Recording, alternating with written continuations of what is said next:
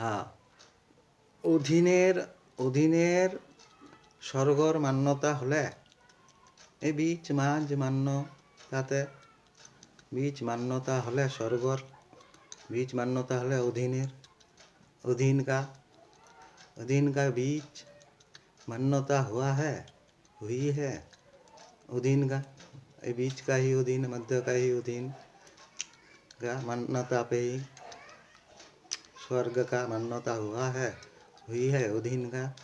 ये विपरीत सारे मन का विपरीत लिंग का ध्यान का विपरीत अल्लाह अपोजिट दूसरा असर का ये सब अल्लाह अधीन है मध्य का तो उन सब का ही होगा पहले स्वर्ग कह रहा है मध्य का अधीन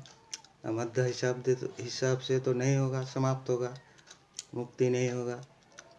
जगत से ही समाप्त हो जाएगा तो नहीं मानता है कहता है क्यों भाई तो इसीलिए इस तरह का वक्तव्य कहने को अच्छे तो अधीन का मान्यता हुआ है हेवन का जन्नत का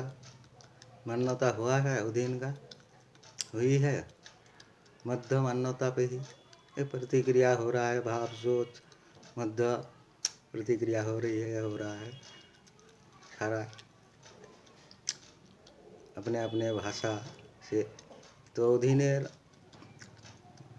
स्वर्गर मान्यता হয়েছে मान्यताय बीज मान्यताय माझ मान्यताय जले मान्यताय अधीनेर स्वर्गर मान्यता हले कहते साराय मध्य साराय प्रतिक्रिया होच्छे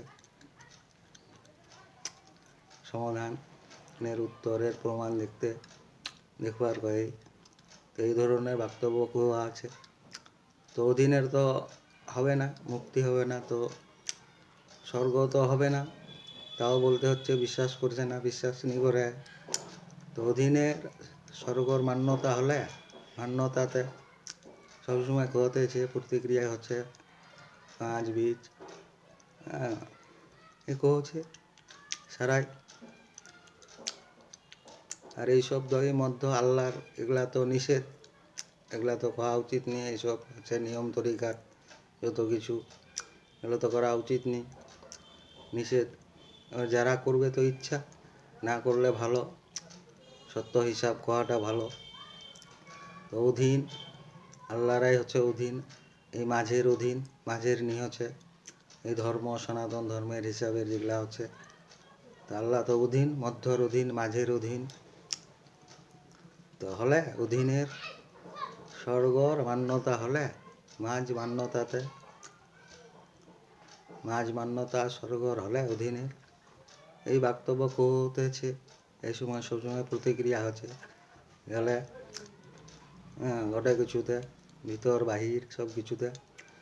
কহে সারায় ভাষা যার যে ভাষা তো কহছে